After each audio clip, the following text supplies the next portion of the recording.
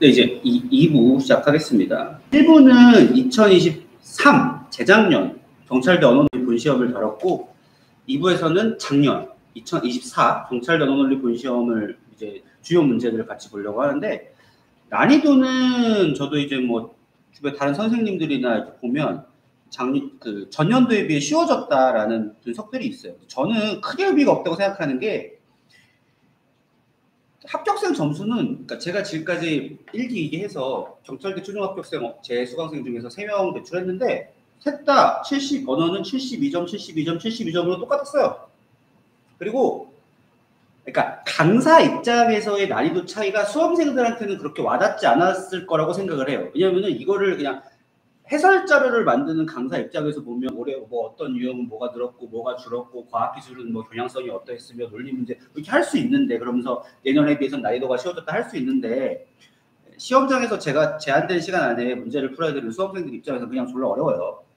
그래서 크게 의미는 없는데, 다만 제가 봤을 때 어떤 특징은 있냐면, 제가 잘 찍어야 된다는 말씀을 드렸잖아요. 몇 문제 정도를 그냥 꽁으로 찍어서 맞출 수 있는 문제들이 작년에 비해서는, 전년도 문제에 비해서는 많이 보였다. 특히 언어 이해에서. 그러니까 언어 이해 문제에서 좀 찍어서 맞출 수 있는 문제들이 잘 보여서 좋았다라고 생각이 됩니다.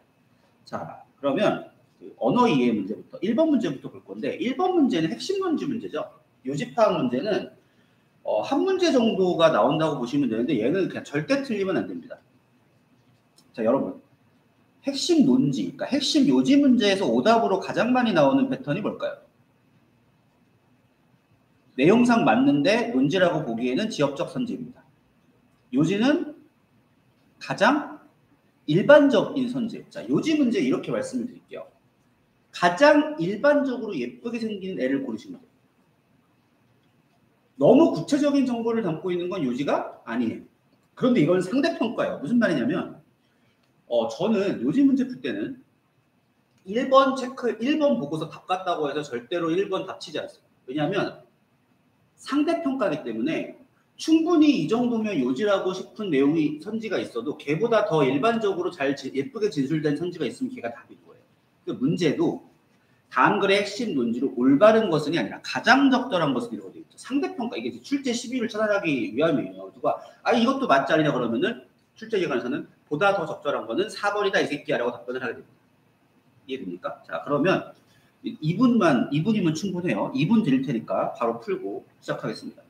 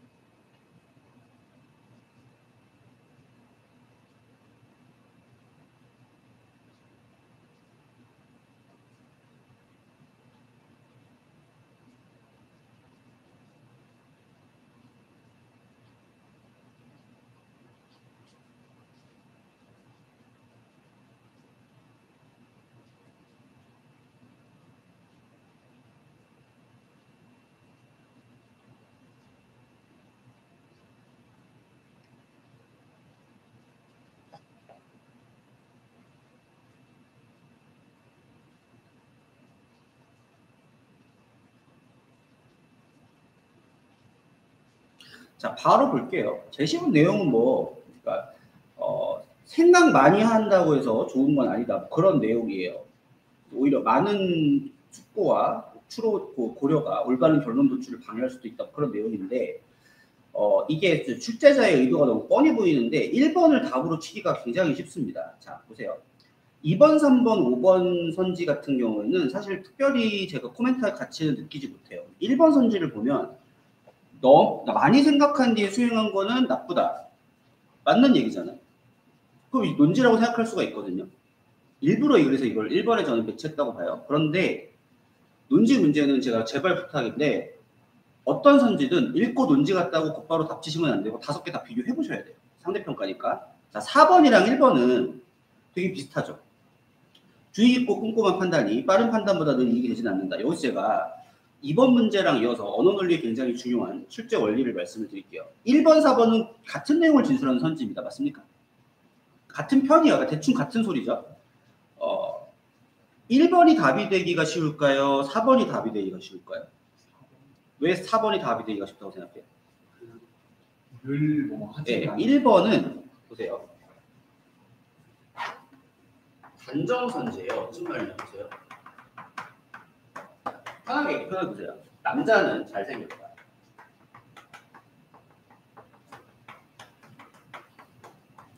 이렇게 진술하면 이 말은 맞는 말이 되기가 쉬울까요? 어려울까요? 어려워. 왜냐면 이렇게 진술하면 보통 앞에 이렇게 모든이 생략된 걸로 가요. 지구상의 모든 남자가 다 잘생겼어.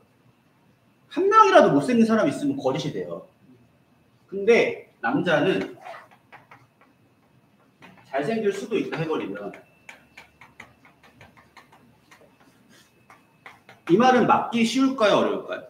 맞기가 쉬워. 왜냐하면 차은은 하나로 끝나. 차은을 일단 있으면 돼. 차은을 잘생겼잖아. 그럼 일단 참이 돼. 선생님 원빈도 있다. 원빈 필요 없어요. 왜? 차은우 한 명만 있으면 얘는 그냥 맞아요. 굳이 원빈까지 비싼 돈 들여가지고 출연시킬 필요가 없다는 거예요. 봐봐요.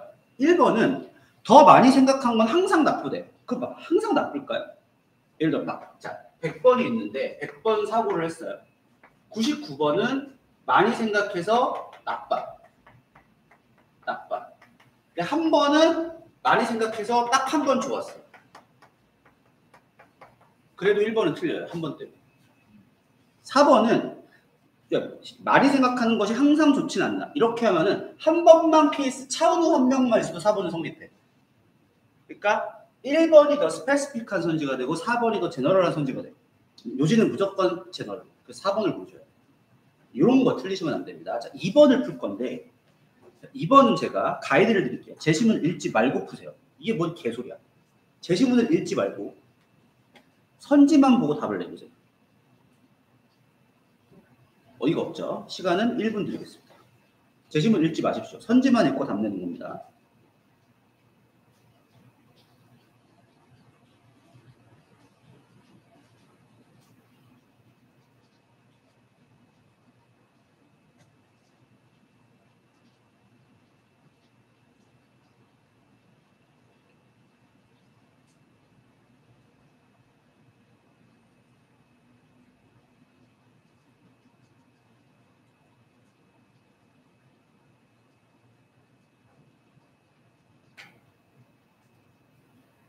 자, 바로 갑니다. 정답 몇 번? 3번이에요. 자, 2번은 선지를 보시면 1, 2, 4, 5는 다 단정적 선지고 3번은 개연적 선지죠. 단정적 선지 4개의 개연적 선지 하나면 그냥 저는 무조건 그걸 찍습니다. 그런데 저 너무 단순한 논리 아니라고 생각할 수 있는데 3번 내용을 보세요. 기호의 의미가 같더라도 다른 정보일 수 있다. 너무 예뻐요. 무슨 말이냐면 자, 통상 기호의 의미가 같으면 정보도 같다고 생각을 하겠죠. 3번은 통상적인 생각에 부합해요? 어긋나요? 어긋나는 건 답이에요. 그러니까 3번은 두 가지인데 첫 번째는 개연적 선지라는 것도 있지만 두 번째는 너무 답으로 되기에 너무 예쁜 내용이라는 게 중요해요. 그러니까 3번이 틀리려면 3번 선지가 만약에 추론할 수 없는 정보가 되려면 글에 어떤 내용이 있어야 되냐면 두 기호의 의미가 같으면 절대로 정보도 같아야 돼. 다른 정보가 들어갈 수 없어. 라고 못 박는 내용이 있어야 3번이 틀린 거예요. 아까 제가 그 문제 풀 때 뭐 절대 등급과 겉보기 등급을 알면 거리를 알 수 있다라고 그랬잖아요. 같은 논리야. 절대 등급과 거리를 알아도 중력과 속도와 질량 없으면 몰라. 이런 내용 있어야 틀린 거예요. 그러기 쉽다 어렵다. 여러분 2번 같은 거를 과감하게 3번으로 찍고 넘어갈 수 있는 용기가 있어야 시간을 세이브해서 아까 말씀드렸던 작문 같은 걸 풀어요. 그 다음에 어려운 참말 거짓말 문제 이런 걸 푼단 말이죠. 여러분들한테는 2번 같은 문제를 과감히 재심을 스킵하고 3번으로 찍을 수 있는 용기가 필요합니다. 자, 그런데 그럼 여러분들이 이게 반문할 수 있어요. 선생님, 그러면 정답률 100%입니까? No. 틀릴 수도 있어요. 저는 이렇게 말해요. 그렇게 찍어서 틀려도 여기서 세이브할 시간으로 시험 운영해서 맞추는 그러니까 실보다 득이 더 커. 3문제 틀리고 5문제 맞추면 2문제 이득이지. 언어 논리는 68점이냐 72점이냐 76점이냐 싸움이에요. 한 문제 가지고. 자, 내가 평소 실력보다 3문제 더 틀리고 4문제 더 맞추면 뭐가 이득이에요? 4문제 맞춘 게 이득이죠. 한 문제 이득이면 4점이잖아요. 68에서 70이 되는 거예요. 72에서 76이 되는 거고 76이면 80이 되는 거예요. 그게 이득이 되는 거예요. 자, 넘어가서 4번 보겠습니다. 자, 4번 보겠습니다. 자, 4번도요. 똑같아요. 제시문 읽지 마세요. 과학 지문이거든요. 델타 X는 숫자 나오거든요. 읽지 마시고. 자, 선지만 가지고 답 고릅니다. 4번도. 얘는 근데 똑같이 1번 드릴게요. 4번 선지만 보고 답 고릅니다. 시작.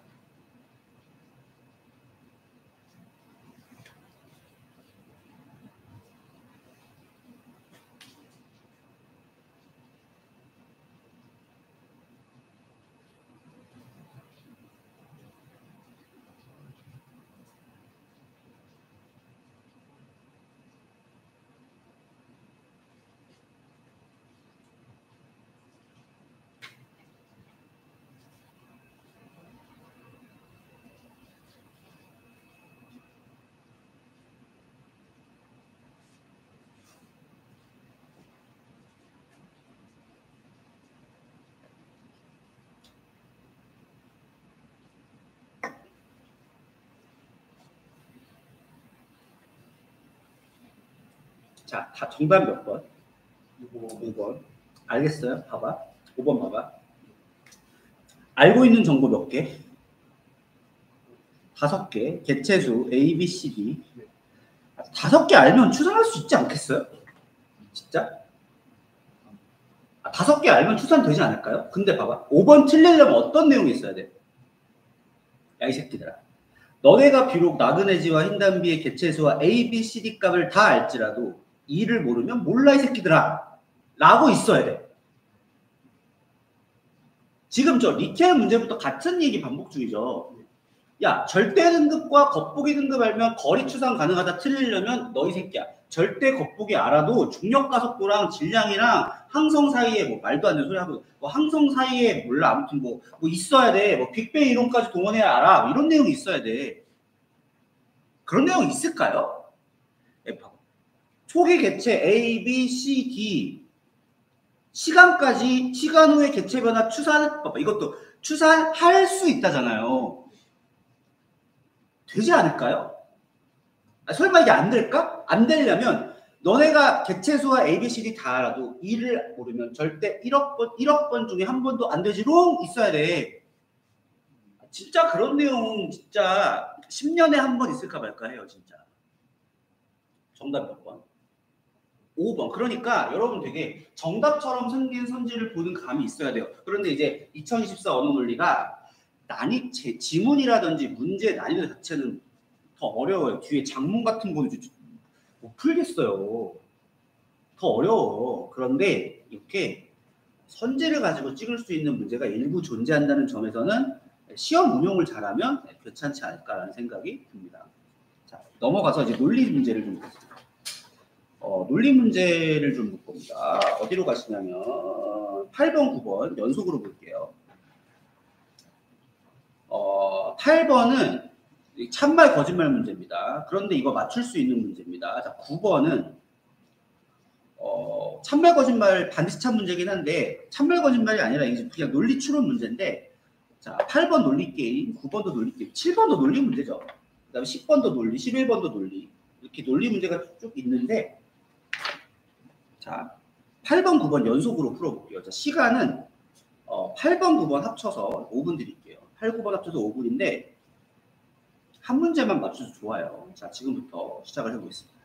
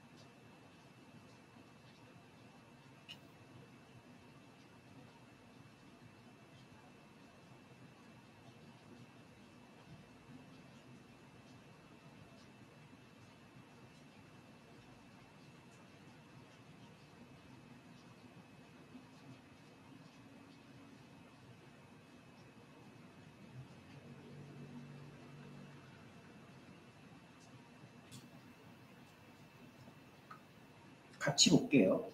자, 8번부터 보면 가해자는 그러니까 통상 이런 류의 문제에서 범인은 거짓말만 말하고 범인 아니면 참말 말하고 거의 뭐 디폴트 값이라고 보시면 돼요. 가해자는 거짓말만 하고 가해자가 아니면 참말만을 한대요. 그러니까 적어도 한 명 가해자입니다. 자, 적어도 한 명의 가해자란 말은 가해자는 한 명일 수도 있고 두 명일 수도 있고 세 명일 수도 있고 모르는 거예요. 자, 각각의 진술을 기하면 가희는 가희 아니다. 나이는 낫가이면 난 나이다. 자이는 가이면 다이다. 구조로 되어 있네요. 자, 반드시 참인 거를 골라야 되는데 저는 이런 문제 풀 때는 보기를 같이 봐요. 왜냐면 여기서 뭔가를 도출하려고 그러면은 뭐 예를 들어서 뭐 가희가 뭐 T인경으로 나누고 거짓인경으로 나눠서 노가다 하면 풀리긴 풀리는데 시간이 너무 많이 드니까 시간을 단축하기 위한 방법은 기니디 선제 형태를 먼저 봅니다. 자, 기억 보세요. 적어도 두 명이라고 했는데 한 명인지 두 명인지 세 명인지 알려면 확정 정보가 나와야겠네요. 니은 뭐 가이나 나이가 가해자인지를 보려면 근데 보세요. 디귿 연파 이어져 보세요. 다이가 가해자가 아니면 가이나 나이가 자동으로 가해자겠네요. 그리고 보세요. 다이의 위치를 보세요. 다이는 여기 이렇게 끄트머리에 붙어 있죠. 그러니까 저의 생각. 다이부터 처리하자. 다이부터 처리해서 만약에 디귿에서 다이가 가해자가 아니라는 게 맞으면 니은은 그냥 볼 것도 없이 무조건 맞게 돼. 왜냐면 무조건 한 명이 가해자니까. 자, 그러면 실타래를 저는 다이부터, 그러니까 디귿부터 풀어보려고 해요. 이렇게 실타래는 디귿부터 풀자 이런 거 문제풀이 감각이에요. 그럼 선생님 문제풀이 감각 어떻게 키워요? 라고 하면 저는 뭐라고 말하냐면 논리 퀴즈 문제는 하루에 뭐 5문제면 5문제, 3문제, 3문제를 정해서 꾸준히 풀어라. 그러면 감각이 생긴다. 이거는 그러니까 연습을 통해서 충분히 돼요. 자, 그럼 이제 어떻게 하냐면 다이가 가해자가 아니라고 했으니까 규유법 알죠? 다이가 가해자라고 가정했을 때 모순이 생기면 맞아요. 규유법. 그러니까 쉽게 말해서 봐봐. A이다가 참인지를 보려면 not A이다라고 가정해서 반대를 가정했더니 어디서 모순이 나오잖아? 모순이 나오면 A인 거고 모순이 안 나오면 단정 안 되는 거예요. 이 규律법이에요. 굉장히 많이 사용이 돼요. 그래서 좋아. 규律법에 의해서 가정합니다. 다이가 가해자라고 가정하는 거예요. 그냥 다희라고 쓰면 되겠죠. 봐봐요. 다이는 가희이면 다이라고 진술했어요. 다이가 다이인 게 참이면 다이의 진술이 참이 되죠. 조건문의 진리함 설정. 조건문은 전건이 거짓인 경우랑 후건이 참인 경우는 따질 것도 없이 자동 빠따로 참이 돼요. 그러니까 지금 조건문의 진리함수적 정의를 엄청 논리 퀴즈 풀 때 엄청 잘 쓰죠. 그러면 다이가 T인 순간 다이의 발언 전체가 T가 되죠. 다이 가해자잖아. 가해자는 구락가해자잖아. 근데 이 새끼 참말하네? 모순이네. 문제의 조건과 모순이죠. 그럼 다이는 절대 가해자가 아니야.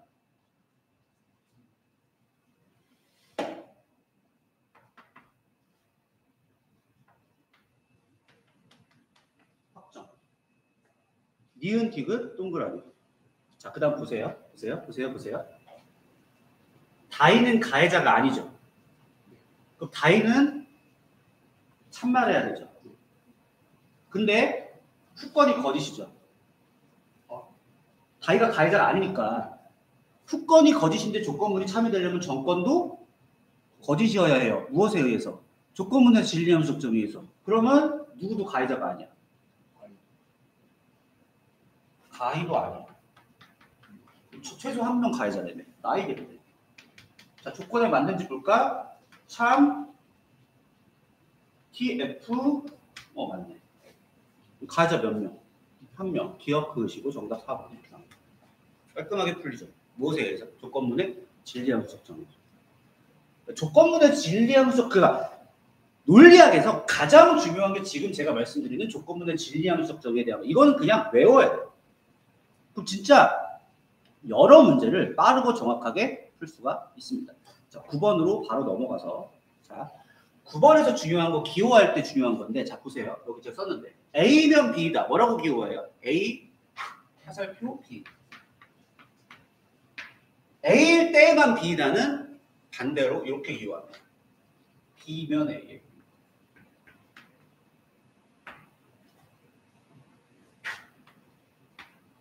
A면 B다. A면 A 화살표 B지만 A일 때만 B면 뒤집어서 B면 A라고 기호를 해야 됩니다. 보통 수험생들이 어디서 틀리냐면 올바른 윤리의식을 갖춘 사람만이 정보분석관으로 채용될 수 있다를 뭐라고 기호하냐면은 이렇게 기호해요. 윤리의식이면 정보분석관이다. 이러면 이인데 틀려. 다 그렇게 해요. 본인도 그렇게 해요. 논리학 안 배웠고. 이거 이렇게 하면 안 돼. 정보분석관이면 윤리의식. 이 문제 제일 중요한 거. 자, 그 다음 논리추론 없으면 정보분석관 채용될 수 없다. 자, 요거 동치 불러볼까요? 뭐이면 뭐이다? 대우. 정보면 논리다. 오케이. 이런 건 자동으로 돼야 돼요. 대우. 자, 인문소양과 논리추론을 갖고 있으면 정보분석관이 된다. 그리고 이제 마지막 조건 몇몇 정보분석관 그냥 한 명 있으면 돼요. 이거는 깊은 인문소양 갖췄다. 근데 모든 이거를 갖다가 어떤 사람도 이렇게 이유가 정보이며 인문이다 하면 안 돼. 왜냐하면 이 말은 모든 정보분석관이 인문소양 갖췄다는 얘기가 되거든요. 몇몇과 모두는 구분해야 되죠. 그래서 이거를 이제 이형수로로 그냥 A라는 이 사람 임의의 사람이에요. 임의의 사람을 가정해서 임의의 사람 A는 정보분석관이면서 인문소양도 있는 임의의 사람 A가 적어도 한 명 존재한다가 이 기호예요. 그러니까 이게 이제 이항수로예요. 이런 이항수어 기호화 방법도 논리학 배우면 배워요. 그러니까 논리 문제를 푸는 기본은 정확한 기호를 해야 돼요. A는 한 명일 수도 있고 두 명일 수도 있고 세 명일 수도 있고 1억 명일 수도 있어요. 임의의 누구, 임의의 어떤 대상이라는 뜻이에요. 자, 풀어봅시다. 기억. 자, 채용된 정보분석관 가운데 자 보세요. 일단 깊은 인문소양 갖춘 사람 여기 있죠. 그다음 정보분석관이면 무조건 논리추론 있어야 돼, 없어야 돼? 있어야 되죠. 동그라미. 이 대우. 기억 동그라미. 자, 니은 디귿의 별표. 논리 퀴즈 문제를 푸는 원칙 다시 말씀을 드립니다. 논리 퀴즈 문제를 푸는 원칙. 틀려도 틀린 거고 안 나와도 틀린 거예요. 논리 퀴즈에서는 논리 문제는 다시 틀려도 틀린 거고 안 나와도 틀린 거고 무슨 말이냐면 올바른 윤리 논리 추론이면 정보래요. 자 보세요. 정보면 윤리고 정보면 논리 추론이죠. 자 윤리와 논리 사이에 연결돼야 안 돼요. 윤리와 논리는 별개예요. 윤리와 논리를 이어줄 수 있는 거 보여 안 보여? 안 보이니까 그거. 안 보이니까 그거예요. 몰라. 우리가 도출한 이 정보에서 윤리와 논리는 연결이 안 되죠. 모르니까 그거예요. 이 문제만 그런 게 아니라 논리 퀴즈는 안 보이고 모르면 긋는 거예요. 과감하게. 디귿. 그러니까 상호가 중요하잖아요. 어떤 사람 정보로 채용됐어요. 자 보세요. 일단 정보로 채용됐으면 윤리는 무조건 있죠. 인문소양은 A가 꼭 상호해야 돼요. 상호일 필요는 없어요. 그럼 상호는 안 돼요? 상호일 수도 있고 아닐 수도 있으니까 모르죠. 모르면 그거. 정답 몇 번? 1번. 자, 디귿선지는 그럼 이렇게 봐. 디귿선지는 상호가 정보분석관으로 채용되었다면 깊은 인문소양을 갖추고 올바른 윤리의식도 갖출 수도 있다라고 하면 맞아 틀려. 맞아요. 왜? A가 상호의 가능성이 있으니까. 근데 반드시 참고라고 그랬죠. A가 항상 상호라는 보장은 없네요. 그래서 니은 긋고 디귿 보세요. 니은과 디귿은 틀려서 그런 게 아니에요. 모르니까 그런 거예요. 논리 문제는 모르면 그냥 그거예요. 확실하게 맞는 것만 체크해요. 정답은 그래서 1번 되겠습니다. 자, 이제 이 2024 경찰대 본시험 문제에서 가장 제가 이것도 작년에 예측을 했어요. 어떤 예측을 했냐면 난이도 자체는 낮아질 수 있다. 왜냐하면 1기가 너무 어려웠기 때문에 난이도를 낮출 수 있다. 그런데 언어 논리라는 시험의 특성상 난이도를 너무 낮추면 안 돼요. 그러니까 7급 피스의 수준으로는 절대 이 시험은 못 낮춰요. 변별력 때문에. 약간 낮추는 거예요. 근데 그 약간 낮추는 것이 수험생 점수에 주는 체감이 별로 없어요. 제가 작년에 강의하면서 뭐라고 했냐면, 난이도는 약간 낮아질 것 같기는 하나 그게 여러분들한테 큰 체감의 차이를 불러일으킬 것 같지는 않다. 오히려 내가 더 중요하게 보는 것은 유형을 바꾸는 건데, 내가 봤을 때 바꾸면 뭘 바꾸냐면, 1기 때 강화약화 문제 한 문제밖에 안 됐기 때문에 강화약화 문제 비중을 늘리면서 고난도로 갈 수 있다고 한 게 그대로 적중이 됐어요. 자, 보세요. 16번 강화약화, 그다음 17번 강화약화, 18번 강화약화예요. 세 문제가 근데 다 난이도가 만만치가 않습니다.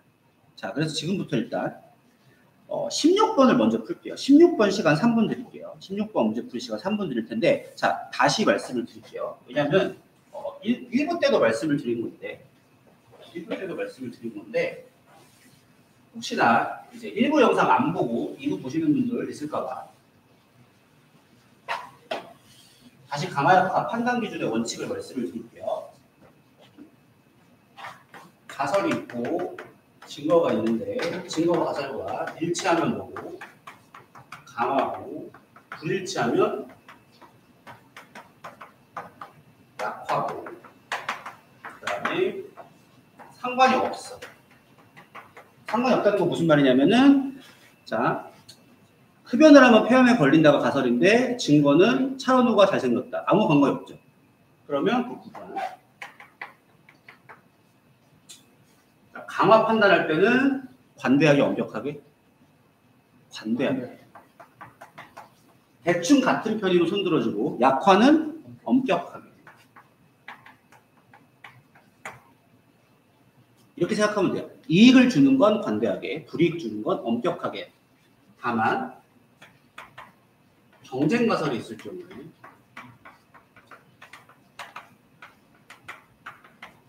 자, 다시 이쪽 선 들어주면 이쪽 강화, 이쪽 선 들어주면 이쪽 강화, 둘 다 들어주면 없는 거랑 똑같은, 둘 다 강화하지 않는다. 뭐라고 한다? 학문 용어로 중립이라고 하는데 시험 용어로서 선지의 중립이라는 말 쓰지 않아요. 다시 어떤 케이스냐면, 자, 흡연을 하면 기어마를 출산한다.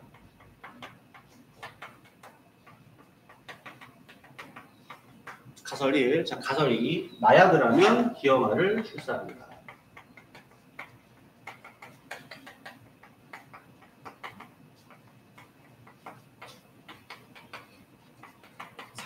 임산부가. 자, 증거는 흡연도 했고요. 뭐도 하고요? 마약도 하고요. 기형아를 낳았어요.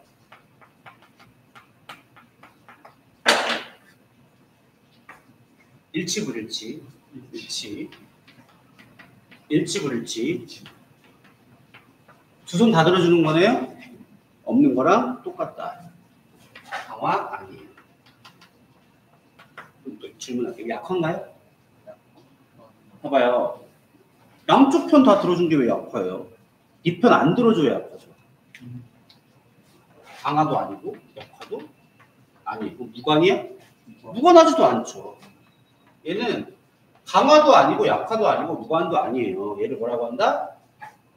학문 용어로는 중립이라고 하는데, 과학 철학자들이 쓰는 말이고, 수험적으로 중립이라는 말은 사용하지 않은데 개념을 알아야 문제를 풀 수가 있다. 자, 3분 드립니다. 16번 문제 풀어볼게요.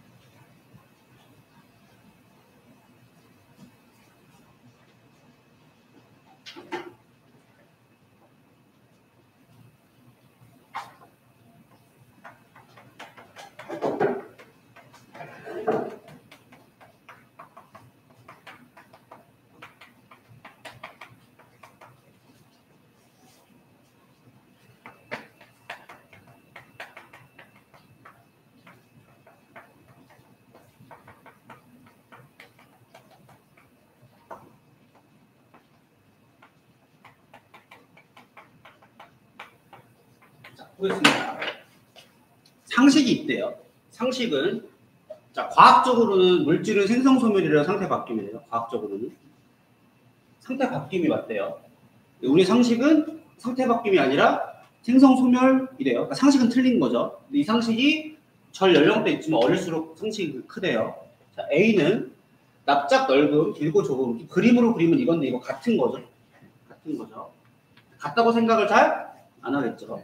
자, 피아제의 보존이론은 같은 차력을 같은 얘기하는 거예요. A랑 같은 차력을 형태 변형을 했을 때 같냐라고 물었을 때 미취학은 다르다고 오류를 말하는 거죠.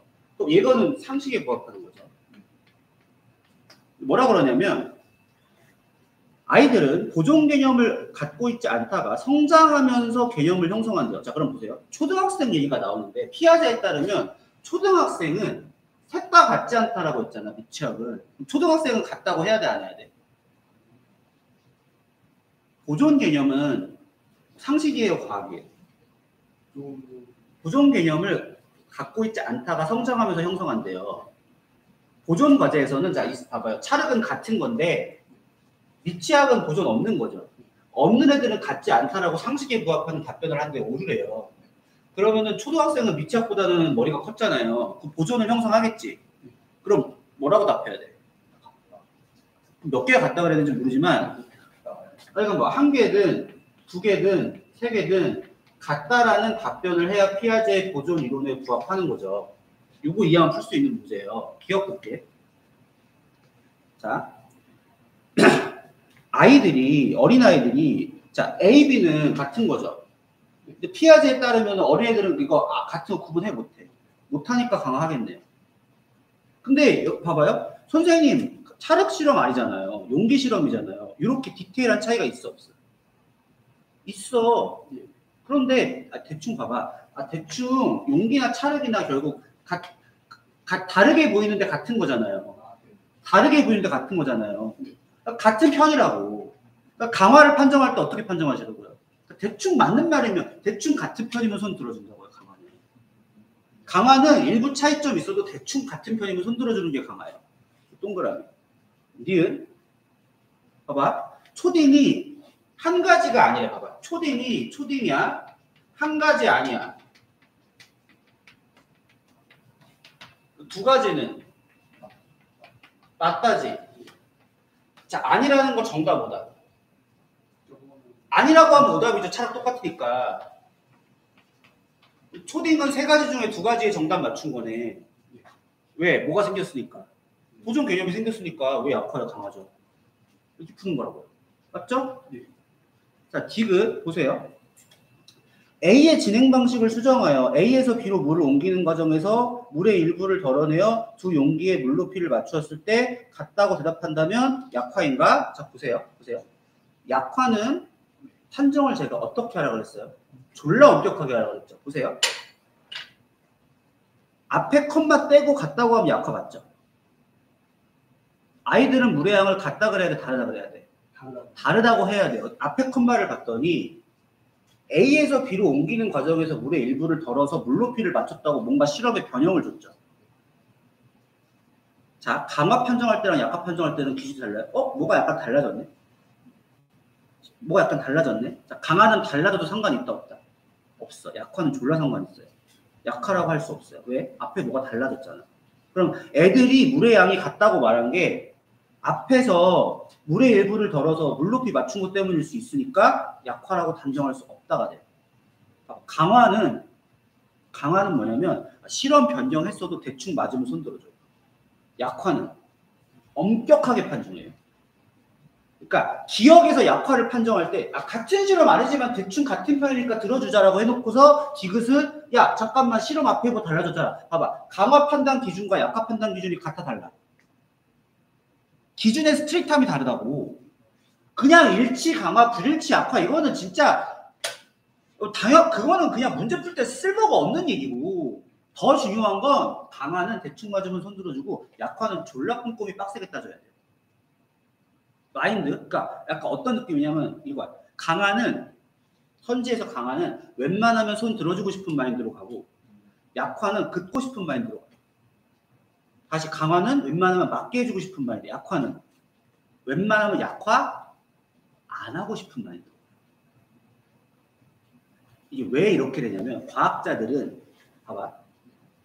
과학자들이 기존에 신봉하는 가설이 있다. 뭐 예를 들어 상대성 이론이라고 할게요. 어떤 증거가 있어. 근데 이 증거가 상대성 이론과 불일치한데 과학자들이 그 순간 씨발 아인슈타인 틀렸네 상대성 이론 폐기하자 할까요? 안 그래요. 과학자들의 심리가 반대 증거 하나 나왔다고 상대성 이론 폐기 안 해요. 그러면 졸라 빡세게 따져. 야, 씨발 이거 진짜 상대성 이론이랑 불일치하는 거 맞아? 0.1% 차이가 있잖아. 이렇게 가. 강화는 기존의 과학자들의 신념을 더 보호하는 거죠. 내 신념을 보호하는 증거에 나는 관대해요. 이렇게. 졸라 관대한 거고 내 신념이 틀렸다는 증거예요. 씨발 맞냐라고 엄격해지는 거예요. 과학자들의 연구 방식이 그래요. 왜 그러냐면 이 강화 약화 문제를 만드는 기본 원리가 되는 학문이 과학 철학이에요. The Philosophy of Science. 과학 철학에서 확립된 논리를 가지고 이 문제를 만들어요. 왜냐하면 이 문제를 과학 철학 교수님들이 출제를 해요. 봐봐. 자기들이 학문하는 기준 가지고 출제하는 거예요. 이게 무슨 내 개인 뇌피셜이 아니야. 그래서 강화는 졸라 러프하게, 약화는 졸라 엄격하게 판정을 하는 걸 너무 잘 보여주는 문제가 16번이니까 봐봐요. 16번 이거 모르면 씨발 왜 A가 기억이 강한데 디귿이 약화가 아니지? 정답 3번 아니야 이렇게 간다고. 정답이 1번인 이유는 강화 판정 기준은 러프하게, 약화 판정 기준은 엄격하게. 아시겠죠? 그러니까 니은 약화도 틀리고 디은 약화도 틀리네. 그러니까 이렇게 보시면 돼요. 약화는 그을 준비, 강화는 동그라미 칠 준비. 그런데 약화는 이거야. 내가 그렇게 엄격하게 판정해도 도저히 졸라 불일치해서 너 쉴드 못 쳐주겠다 그런 약화야. 이해되십니까? 오케이. 자, 17, 18번 갑니다. 그런데 17, 18번 합쳐서 5분인데 18번을 먼저 푸세요. 왜냐면 18번은 그냥 눈으로 풀 수 있고 17번이 조금 어려워요. 17번의 별표. 자, 그래서 마지막으로 17, 18번 같이 풀어볼 겁니다. 합쳐서 5분 드릴게요. 18번 먼저 풀고 그 다음 17번을 풀겠습니다. 시작!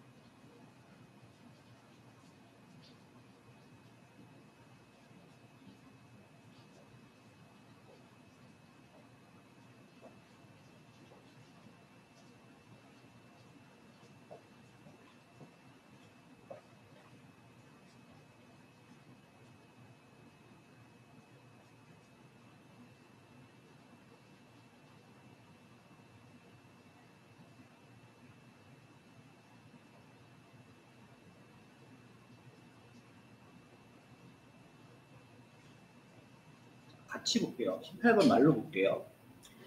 A에서 책임 보유의 조건이 뭐냐면 설명하고 해야 된대요. 기억 선지를 보세요. 설명 없어도 책임져야 된다는 건 정면 배치 맞죠? 그래서 기억은 아무리 스트릿하게 판정해도 약화가 맞아. 동그라미. 자, 니은을 볼게요. 이러한 책임 부여의 조건을 고려할 때 AI는 책임을 물을 수 없대요. 자, 그런데 니은 봐세요. 왜 책임을 물을 수 없느냐? 설계자가 다 설명할 수 없다는 거죠. 설계자가 설명할 수 없고 알 수 없다는데 니은은 설계자가 할 수 있다며. 정면 배치는 약화. 봐봐. 기억과 니은을 약화 판정할 수 있는 기준 너무 정면 배치다. 자, 디귿을 볼게요. 사용자가 AI 시스템의 전반적 작동 방식을 알 수 없으면 약화 아닌가? 봐봐요.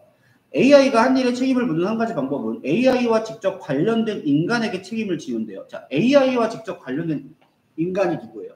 설계자와 사용자죠. 프로그래머, 사용자. 그럼 봐봐요. 난 이런 거야. 야, 사용자가 몰라도 사용자가 모른대. 사용자가 몰라. 그러면 왜 약화야? 이러한 책임부의 조건을 고려할 때 인공지능이 한 일에 대해서는 AI를 포함해 그 누구에게도 책임을 물을 수 없어. 왜? 사용자가 알 수 없으니까. 일치 불일치. 아니 봐봐. 사용자가 AI 시스템 전반적 작동 봐봐. 왜 AI를 포함해 누구에게도 책임을 물을 수 없느냐? AI는 의식이 없고 책임을 물으려면 인간한테 책임을 지워야 하는데 인간이 모른대. 일치 불일치. 일치하는 거라고. 약화 판정하면 돼, 안 돼? 약화 아닌 거죠. 강하면 강화죠. 근데 통상 강화인지 무관인지 애매하다고 할 때는 선지를 명료하게, 그러니까 강화 약화는 선지 출제 시비가 걸리기 가장 쉬운 유형이라서 애매한 선지 안 만들어. 그러니까 죽었다 깨도 디귿은 약화가 될 수가 없는 거예요.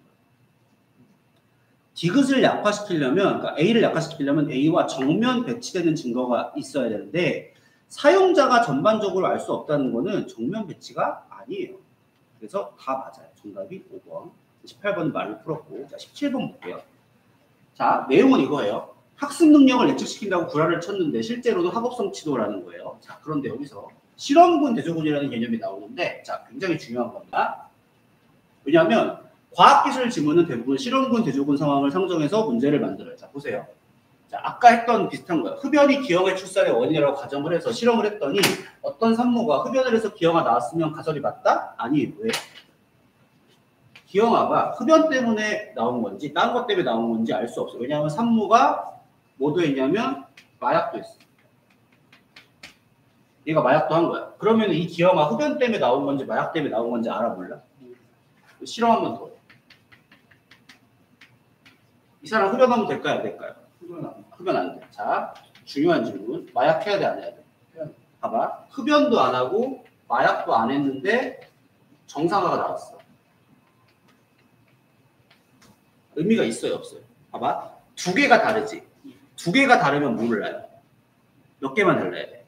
하나만 달라야 돼. 그럼 마약을 해야 돼. 자, 봐봐. 이런 상황이면, 자, 만약에 마약이 원인이면 산모일이 기형하면 산모일도 뭐 해야 돼? 기형해야 되는데 얘 마약했는데 정상하니까 마약을 뭐 하는 거야? 마약을 지우는 거야. 이게 변이통제. 변이통제는 뭐냐면 같은 거, 똑같아요. 이쪽 같으면 없는 거랑 똑같은 거. 같은 거지. 이 변이통제. 변이통제에서 같은 거 지우고 다른 거 하나 나왔어. 흡연용. 그러니까 마약은 그냥 여기서 없는 거야. 왜? 있으면 마약이 있는 거면 얘도 기형하면 얘도 기형해야 되는데 정상하잖아. 그럼 마약 지웠어. 흡연했는데 기형한데 안 했으면 정상하니까 머리 이렇게 하는 거야. 이해돼요? 자, 성적 상승폭이 어디가 더 커요? 대충. 그러니까 이거를 수치를 디테일하게 따지려고 합계봐봐. 9.3, 11.7이니까 죄송해요. 큰일 날 뻔했다. 실험군이 크죠? 자, 실험군은 어떤 애들이래? 급성장 명단이니까 교사 기대가 크겠네요. 대조군은 상대적으로 교사 기대가 작겠네요. 급성장 아니니까. 오케이. 죄송합니다. 자, 그다음에 학업 항상 크고 실험군이 맞죠? 대적으로 상대적으로 학업 항상 실험군에 비해 작네. 절대적으로 작은 게 아니라 실험군에 비해 선제 판단할게요. 기억. 저학년 학생일수록 교사의 기대가 학습 능력에 미치는 영향 러프하게 어디까지 저학년 잡으는데? 1, 2, 3 저학년, 4, 5, 6 고학년 잡으시면 되죠? 그럼 봐봐. 실험군 대조군에서 자, 진급 평균이 저학년이 높아요? 고학년이 높아요?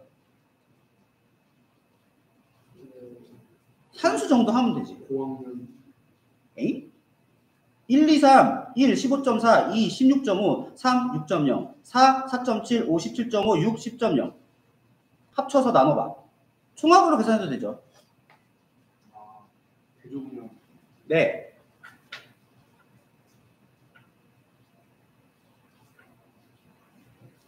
봐봐요. 기억을 학생들이 가장 많이 질문하는 게 뭐냐면 자, 이런 식의 질문을 합니다. 그냥 들어봐. 이런 식이야. 저학년일수록이라고 했으면 1학년이 제일 높고 그 다음이 2학년이고 그 다음 3학년이어야 하지 않나요? 이렇게. 봐봐. 대조군은 교사 기대 있어 없어? 없어. 교사 기대는 실험군이지. 실험군 안에서 1, 2, 3, 4, 5, 6을 봐야지. 그럼 실험군 안에서 1, 2, 3 합친 거랑 실험군 안에서 4, 5, 6 합친 거랑 뭐가 더 커? 1, 2, 3이 더 크니까 대충 맞네. 근데 봐봐. 엄밀히 맞아요? 엄밀하게 기억이 완벽하게 맞아요? 그렇진 않은데 대충 맞죠. 손들어줘요. 강화는. 자, 도출할 수 있다면 일치, 불일치. 일치 강화 쪽이죠. 그러니까 요 정도면 강화는 손들어줘요. 그러니까 웬만하면 맞는 편으로 해석을 해주는 게 강화예요. 이 정도면 손 그냥 들어줘요. 기억 손 들어줘요. 대충 맞으면 손 들어줘요. 자, 니은. 이 초등학교에 다닌 학생들이 이미 높은 수준의 학습 능력 가지고 있었다는 사실은 A를 약화하지 않는다. 보세요. 학습 능력 있어도 실험군에서 교사 기대 많이 했더니 많이 올랐잖아. 그래 안 그래? 약화하지 않고. 그러니까 요즘 웬만하면 약화는 하기가 쉽지. 자, 약화하려면 정면 배치되는 증거여야 되는데 이미 학습 능력 높았다는 정면 배치 아니니까 손 들어줘요. 자, 디귿 보세요. 디귿 별표 3개. 자, 처음으로 경찰대 언어 논리에서 경쟁과설 문제가 나왔어요. 디귿 별표 3개. 자, 연구팀이 교사들에게 제시한 급성장 명단이 해당 학생들에게도 전달돼. 보세요. 급성장이 학생 전달. 무슨 말이냐면 학생한테 야 너는 이제 급성장할 유망주야라는 사실을 말해줬어. 학생들 뭐 할까? 지가 기대하겠지. 하는 순간 가설이 2개가 돼버리는 거야. 가설이는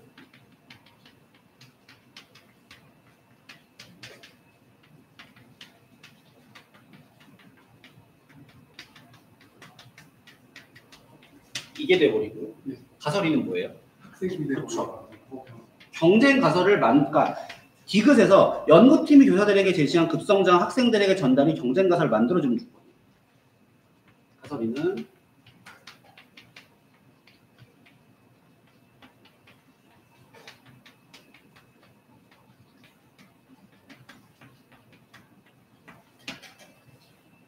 자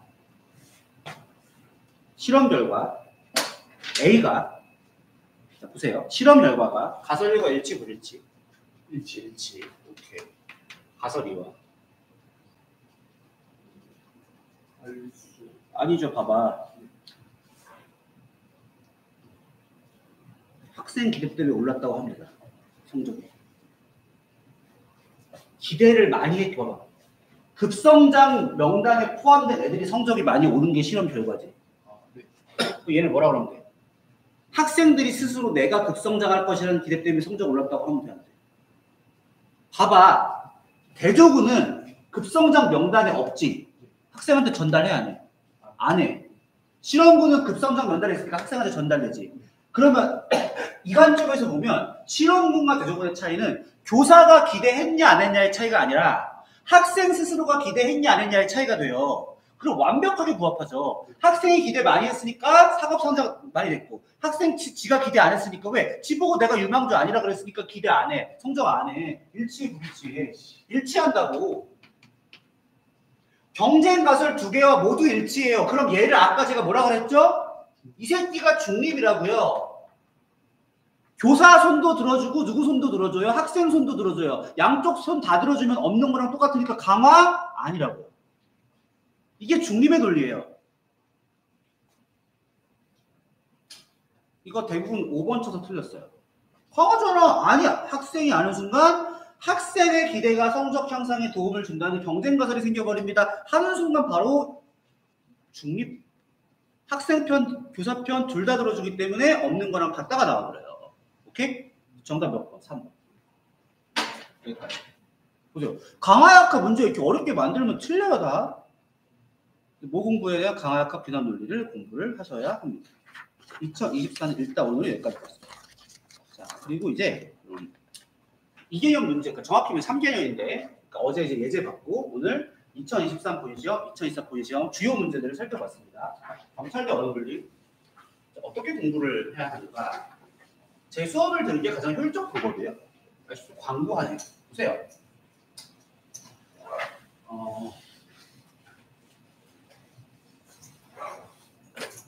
우리의 목표는 72점입니다. 이 구간 안에 들어오는 걸 목표로 합니다. 이 점수를 달성하기 위해서 해야 될 게 일단 논리야. 그 다음 5급 피셋 언어 논리, 그리고 리트 언어의 추리 논술. 자, 논리학을 왜 공부해야 되는지는 말씀을 드렸어요. 5급 피셋 언어 논리는 난이도나 형태적으로 얼마 되지 않는 경찰대 언어 논리 문제와 가장 100% 유사합니다. 그대로 공부를 다 해야 돼요. 리트는 이 중에 50%가 경찰대 언어에 도움이 되고 나머지 50%는 도움이 안 돼요. 그럼 리트는 어떻게 해야 되냐면, 근데 고난도 문제를 맞추려면 피셋만으로는 부족해요. 그냥 피셋이라는 시험은 커트라인 7배수만 넘으면 다 합격인 시험이에요. 그러니까 피셋은 행정고시 5급 공채에서 공부하는 건데 1차 통과만 하면 70점으로 통과하나 100점으로 통과하나 똑같아요. 리트는 고득점일수록 표준 점수가 높아져서 상위권 로스쿨을 가는데 유리한 시험이에요. 시험의 성격이 다르기 때문에 문제 난이도가 리트가 더 높아요. 그리고 경찰대 언어에서도 난이도 높은 문제는 피셋보다는 리트를 기반으로 하는 문제들이 나옵니다만은 리트가 언어 논리가 아니에요. 언어 이해 추리 논증을 말하자면 약간 짬뽕한 느낌인데 절반은 도움이 됩니다. 절반은 경찰대 언어에는 그렇게 썩 직접적 도움은 안 돼요. 예를 들어서 리트의 추리 논증 중에 뭐 법률 규정 추리 문제 있거든요. 별로 도움 안 돼요. 이 중에서 선별해야 돼요. 선별 누가 해? 제가 해드리는 게 제일 좋아요.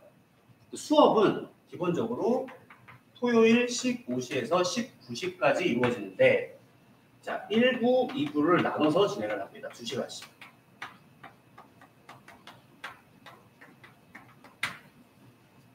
그리고 이제 5월 11일 토요일부터 본 기강이 들어가는데 1부에서는 논리학을 공부합니다. 2부에서 5급 피셋을 다뤄요. 어디에 초점을 맞추냐면 문제풀이 전략에 초점을 맞춰서 자, 저는 야 1번부터 20번까지 풀어오고 해설합니다. 의미 없다고 봐요. 저랑 같이 한 문제당 3분, 두 문제 5분 시간 재고 풀고 제가 전략적으로 말씀드려요. 자, 이 문제는 그냥 선지 보고 찍어야 된다. 이 문제는 이렇게 풀면 시간 단축할 수 있다. 문제풀이 전략에 초점을 맞춥니다. 플러스 매주 1회 비대면으로 리트 수업이 나가네요. 제가 따로 찍어서 유튜브에 올려드릴 거예요. 여기서 아까 말씀드렸던 여러분들한테 필요한 문제를 선별하는데 언어 이해는 물론 꼼수도 잘 써야 되고 찍기도 잘해야 되고 문제풀이 잘해야 되지만 언어 논리는 기본적 독해 피지컬 당연히 필요합니다. 그래서 이때 독해 피지컬을 올리기 위한 방법도 같이 제시를 해드릴 거예요. 그리고 논리학 한 2달 정도 제가 보고 있는데 논리학이 끝나는 순간 모든 5급 피셋과 리트 문제를 그냥 총동을 해서 풀 거예요. 그래서 그럼 한 주의 공부 시간이 돼야 정규 수업 4시간에 요게 한 1시간 정도 해서 대략 5시간에서 6시간 정도의 공부량만으로도 제가 경찰대 언어에 필요한 모든 문제들과 문제풀이 전략과 논리학 이론을 소화시켜 드릴 테니 여러분들은 러프하게 일주일에 언어 공부 몇 시간? 6시간만 하시면 돼요. 그럼 나머지 시간은 전부 뭐 하세요? 영어를 하세요. 왜? 영어는 언어처럼 72점이 한계상한선이 시험이 아니라 열심히만 하시면 80, 90, 100도 찍을 수 있는 시험이니까 압도적으로 많은 시간을 영어에 투자해서 영어를 최소한 80 이상으로 만드시고 언어를 72점 안팎 68에서 76 사이로 방어하시면 합산 150 넘기면 최종 합격에 전혀 지장이 없는 필기 시험 점수가 나옵니다. 어차피 당락은 필기 시험 높다고 붙는 게 아니라 면접에서 결정이 돼요. 작년 같은 경우도 제 학생이 144점으로 최종을 합격했고 150점대가 떨어졌어요. 면접 변별력이 굉장히 높은 시험이기 때문에 어차피 내가 필기를 거의 3배속 끄트머리로 봐도 면접에서 뒤집을 수 있고 내가 필기에서 150, 160이 돼도 면접에서 떨어질 수 있어요. 필기 점수가 면접에서는 제로 베이스화 된다고 보시는 게 편합니다. 결국 승부처는 면접에서 갈려요. 필기는 1차 통과할 정도 보면 돼요. 이 정도 점수 되면 충분하고도 사실 남아요. 그러니 언어는 효율적 시간을 투자하셔서 72점 목표를 확보하시고 나머지 전부 영어에 투자하셔서 영어에서 압도적 고득점을 통해서 핫삼 점수를 만들고 또 제가 자소서 면접 미리 다 철저하게 준비시켜 드릴 테니까 면접에서 떨어지는 일 없도록 그렇게 해서 올해 꼭 경찰대, 경찰 간부의 꿈을 가지고 있는 학생들이 좋은 결과가 있기를 진심으로 바랍니다. 자, 그래서 이렇게 해서 공개 강의는 모두 마쳤고요. 저와 인연이 더 되신다면 다음 주부터의 본 수업을 통해서 본 수업은 상시 등록이 가능하니까 본 수업을 통해서 만나뵐 수 있었으면 좋겠습니다. 네, 그래서 수고 많이 하셨고 네, 귀한 시간 내주셔서 감사합니다. 네, 그러면은 안녕히 계세요. 안녕히 계세요. 그렇습니다.